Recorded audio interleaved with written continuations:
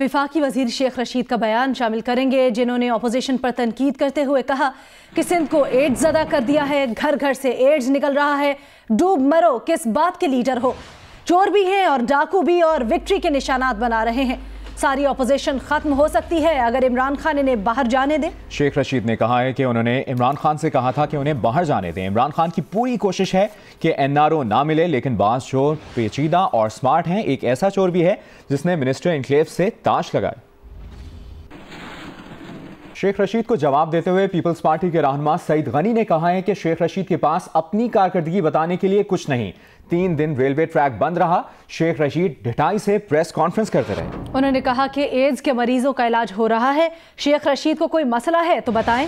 शेख रशीद की किराए की सियासत आखिरी हिचकियां ले रही है।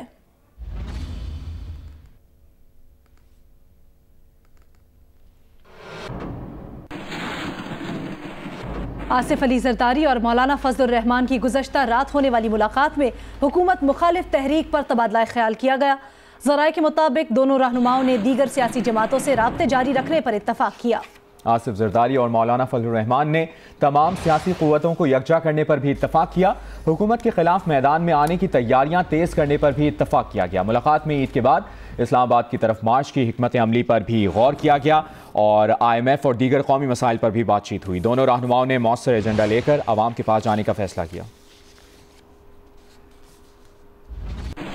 बराह रास्त आपको लिए चलेंगे कराची, जहां पर chairman FBR Shabbar Zaidi media से बात कर रहे हैं। और उसमें क्या मिला आपको, और कितने बिजनेसमैन या तो भाग गए, या धंधा कम हो गया, या काम खराब हुआ, इंडस्ट्री तबाह हुई और पैसे कुछ नहीं मिले। और कितने इसमें पॉलिटिकल मूव थे कि किसी मिनिस्टर के कहने पे आपने ये काम किए।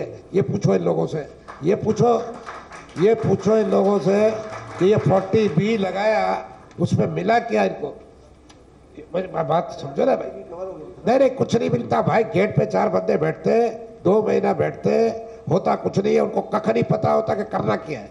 उनको ये भी नहीं पता होता गिनती कैसे करते हैं। और फिर क्या होता है, एंड ऑफ द डे वो भाग जाते, चले जाते। या फिर क्या होता है कि कोशिश एक ही होती है कि बाल खिलाओ। ये सारे मिसयूज ऑफ पावर्स है यार, उसको रुकवाओ ना। मैं आपकी बात एग्री कर रहा हूँ। मैं ये कह रहा हूँ कि ये इसका जो डिसीजन है वो इस वक्त नहीं हो सकता, मगर अगले हफ्ते में हो जाएगा। वेरी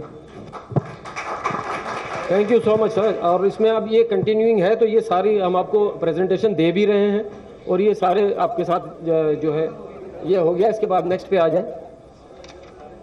एक चीज ऐड कर दो छोटी सी, शब्बर इजाजत दो तो बहुत आसान तरीका है।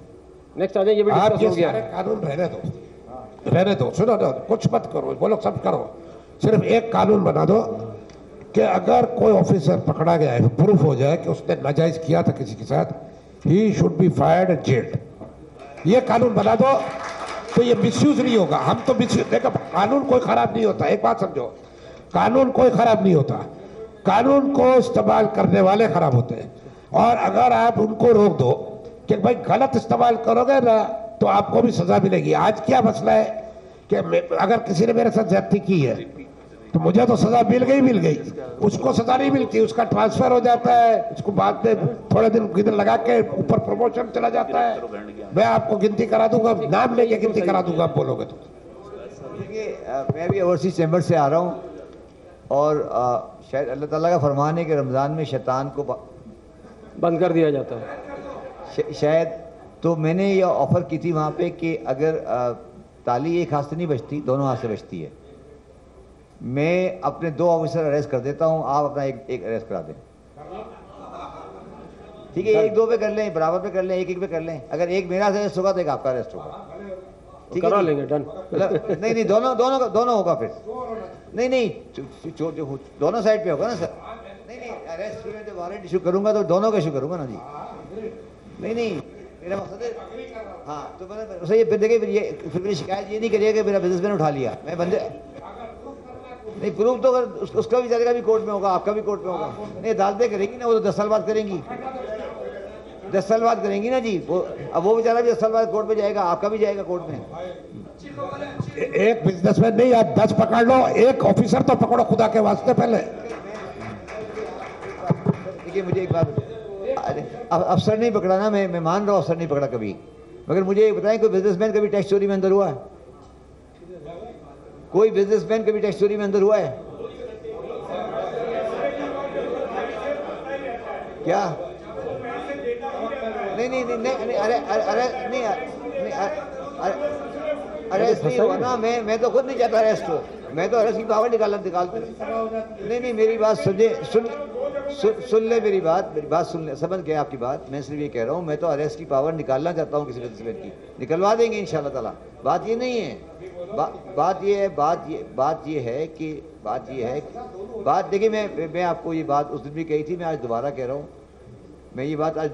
हूँ, मैंने इंडिपेंडेंट स्टडी कराई है। अगर मेरी स्टडी को नहीं मानते तो अब मैं आपको इंडिपेंडेंट स्टडी आपसे करा देता हूँ। लम्ब से स्टडी कराई थी मैंने, और जगह स्टडी कराई थी कि जो टैक्स की वेन होती है उसका बेनिफिशियरी कौन है, उसकी परसेंटेज क्या है। मुझे इस स्टडी का नतीजा ये मिला था कि उसका 85% बेनिफिशियरी बिजनेसमैन है, 10% टैक्स ऑफिसर है और 5% एडवाइजर है। ये उनका रिजल्ट था, उसका गलत हो तो ये ताली दो हाथ से बज रही है इसमें। और मैंने अभी एमनेस्टी स्कीम पिछली वाली भी डील की है, अनडिस्क्लोज्ड एसेट की डिटेल मेरे पास मौजूद हैं। तो इसलिए मैं ये कह रहा हूँ, बिल्कुल मैं ये सारी बातें करने को तैयार हूँ, कर दूंगा इंशाअल्लाह ताला, अगर मुझे अल्लाह ने मौका दिया। मगर ये कि ये हमें इस मुल्क को बचाने के लिए दोनों को साथ बढ़ाना पड़ेगा। 2 वे स्ट्रीट चाहिए हमें, 1 वे स्ट्रीट नहीं चाहिए। बस सिंपल सी बात है। अगर बिजनेसमैन चोर है उसको लटका दो हमारी बला से, मगर प्रूफ करके लटका दो, कोई मना नहीं है। मगर यही चीज उस ऑफिसर के साथ भी होनी चाहिए अगर चोर है तो। लेकिन चोरी तो उन्होंने की ना, चाहे 85% बिजनेसमैन ले गया, 15% वो ले गया ना, दोनों को लटका दो। मैं फिर आपको दोबारा उसी पे आ रहा हूँ कि स्मगल्ड गुड्स को बेचना चोरी नहीं है। क्या मैं सुना, स्मगल्ड गुड को बेचना चोरी नहीं है। 100% चोरी है, पकड़ो ना। नहीं तो आप शाम को नहीं, मैं डलवा दूं रेट शाम को, अभी चलते हैं। नहीं सर, देखें, मेरा ख्याल है हम मूव ऑन, अब इस पे आ जाए ज़ैदी साहब। नहीं, देखें, आप सब जानते हैं कि मार्केटें भरी पड़ी हैं इंपोर्टेड गुड्स से, और वो सारी इंपोर्टेड नहीं है। हम भी जानते हैं, मैं भी जानता हूँ, आप भी जानते हैं। मैं तो चोर हूँ, मेरे अफसर करप्ट है, उन्होंने निकाल दी। मगर बेच रहा है वो भी तो चोर है ना, जो बेच रहा है स्मगल्ड गुड्स को। नहीं तो उस मार्केट में रेट डाल के अगर आप कहें तो मैं उठवा लेता हूँ। नहीं, मगर फिर आप ये मुझे वादा करेंगे कि कराची चैम्बर हड़ताल पे नहीं जाएगा। सर अभी वो मेरा मोबाइल मैंने दिया है, पीछे दिया है मोबाइल मेरा मोबाइल टूट गया था, तो मुझे उसने कहा मोबाइल आपको मिल जाएगा कि कल मिलेगा, दुबई से आएगा, वो हमारा खेपिया लेकर आएगा, हम दे देंगे आपको। ये कल का वाकया है, मेरा मोबाइल टूट गया था। मैंने उसको अपने मैनेजर को बोला मेरा मोबाइल नया ला दो, उसने कहा साहब ये आपका वाला मॉडल अवेलेबल नहीं है, कल मेरा खेपिया शाम की फ्लाइट से आएगा, वो आपको दे देगा। है ना, वो भी करो ना भाई, उसके पीछे भी सारी चीजें है ना यार। एक चीज से 10 चीजें निकलेगी। कर लो आप बिस्मिल्लाह करो ना, मैं तो कह रहा हूँ उनको भी पकड़ो। कैन वी चलें हम आगे जरा चलते हैं। इसमें 176 ज़ैदी साहब जरा ये देख लें प्लीज। शब्बर साहब एक गुजारिश आपसे, आपके ये 2 ऑर्डर हैं जो आपने अभी यहाँ पर मेंशन भी करे, एक रेड्स ना करने का और एक ये बैंक अकाउंट फ्रीज बगैर इत्तला के ना करने का। इसके लिए कोई इस तरह का इक़दाम ले लीजिए कि ये आपके इस ऑर्डर के बाद, ये आपके जाने के बाद भी ये रहे और कंटिन्यू रहे, लेजिस्लेशन हो जाए। नहीं बात ये है कि अच्छा बात ये है कि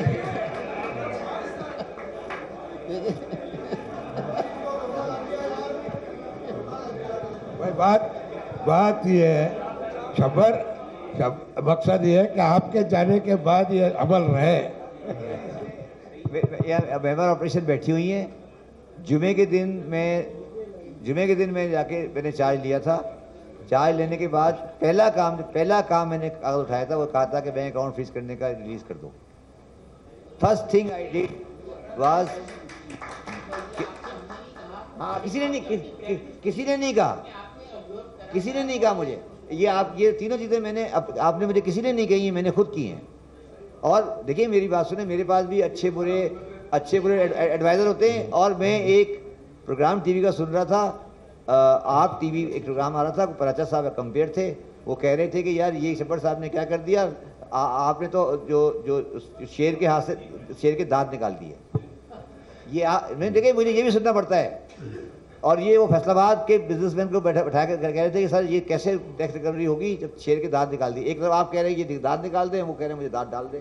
तो अब ये देखें ना, ये चलिए जैदी साहब हम आगे थोड़ा सा ये खत्म हो गया भाई, एक दो तीन चीजें हैं बस, ये खत्म हो खत्म हो गया discussion. Commissioner may impound any accounts और डॉक्यूमेंट्स 176 177 ये notice for so long as मेरी बात आपने रोक दी है ना। इसमें सबसे अब ये रोकने के बाद जो इशू हुई है इसको तो वापस लो। ये नोटिस जो है 176 की 177 वाली, ये आपने रोक दिया है ना। अभी ये नोटिस इशू करना तो रोक दिया है ना। नहीं, ये नहीं रोका है। ये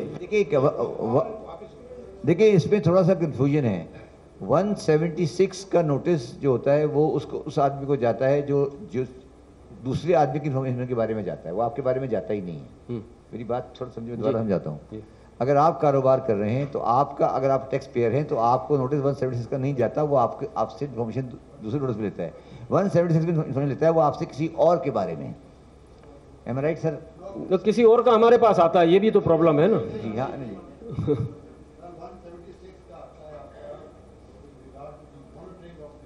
नहीं वो 161 है। नहीं वो मेरा मकसद है देखिए 176 और 161 में जो नहीं, मेरी बात समझ गया आपकी बात, वो मैं सही कर रहा हूँ। मैं कल इंशाल्लाह ताला इसको मंडे को जाके इस 176 के बारे में ऑर्डर इशू कर दूंगा कि इस पर कन्फ्यूजन अगर है तो उसको सही कर दूंगा। जी, अब नीचे जो लास्ट 210 पे आप आ जाएं कि commissioner may delegate to any officer all और एनी पावर्स, ये लोवेस्ट लेवल तक ये पावर डेलीगेट करने को ये आप रोकें। इसका बहुत बड़ा मिसयूज है ये 2101 ITO। यार मसला ये है कि ये जो इनकम टैक्स ऑर्डिनेंस है ना, ये इनकम टैक्स ऑर्डिनेंस अंग्रेजी में लिखा हुआ है, ठीक है। और हमारा मसला ये है कि हम गुजराती में सोचते हैं, फिर उर्दू में ट्रांसलेट करते हैं, फिर अंग्रेजी में लिखते हैं, ठीक है ना। अच्छा, अब ये लॉ में लिखा हुआ है कमिश्नर इनकम टैक्स। जी, अब कमिश्नर इनकम टैक्स हर काम नहीं कर सकता। कमिश्नर इनकम टैक्स तो एक होगा ना, उसके पूरा उसके पास 2-3 शहर 5 शहर 10 शहर होंगे, तो डेलीगेशन तो करनी पड़ेगी। समझे मैं क्या कह रहा हूँ? ठीक है। लेकिन कमीशन या तो फिर हम यहाँ लिखें, ये हो नहीं सकता ना। अब इसको आप बता दें कि कहाँ पे डेलीगेशन अब्यूज हो रही है।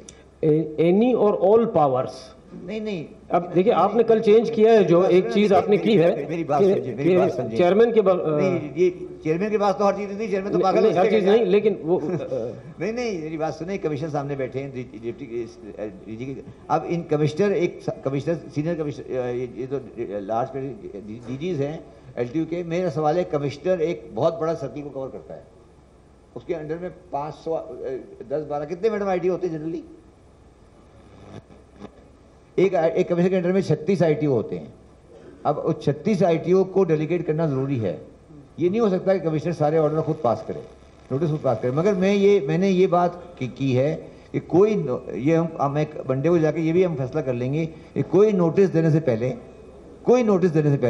उस आदमी को एक तमीज़दाराना खत लिख दे कि भाई आपका ये मसला है, हम इस बारे में आपको नोटिस इशू करने वाले हैं, अगर आप इस बारे में कोई इन्फॉर्मेशन आपके पास है तो आप हमें प्लीज बता दें, इससे पहले कि मैं नोटिस इशू करूं लीगली।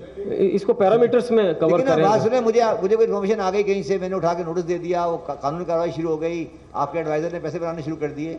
मैं ये कह रहा हूँ कि जी कोई भी मैटर मेरे पास आया या इन्फॉर्मेशन आई या मुझे आपसे कोई इन्फॉर्मेशन चाहिए, मैं एक तमीज़दाराना खत लिखूँ आपको without any referring to any notice कि आप मेरे ऑनरेबल टैक्स पेयर हैं, आपके बारे में मुझे ये चीज़ बारे में पता लगी है, आप प्लीज़ आके मुझे मिल लें और मुझे एक्सप्लेन करते हैं क्या चीज़ है।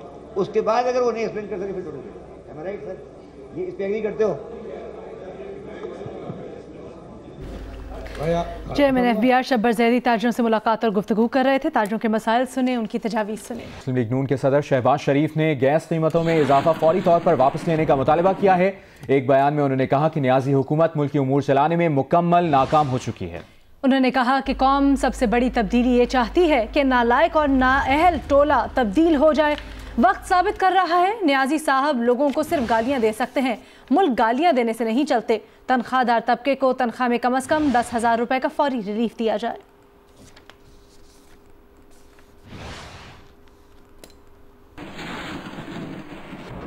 पेशावर समेत खैबर पख्तूनख्वा में डॉक्टर्स की हड़ताल चौथे रोज में दाखिल हो गई है। केपी डॉक्टर्स काउंसिल का कहना है कि अस्पतालों में इमरजेंसी सर्विसेज के अलावा मुकम्मल हड़ताल जारी है। डॉक्टर्स काउंसिल ने खैबर टीचिंग अस्पताल में डॉक्टर पर तशद्दुद के वाक़े पर कायम इंक्वायरी कमेटी को मुस्तरद कर दिया है।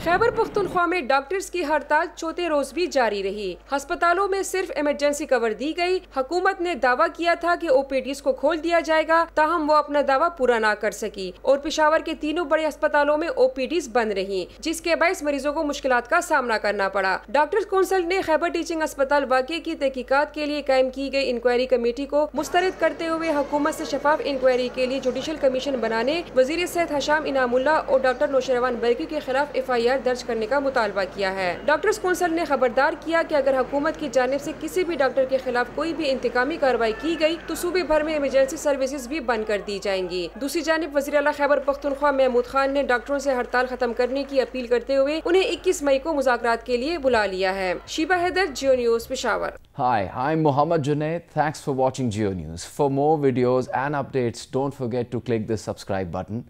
Keep watching Geo News.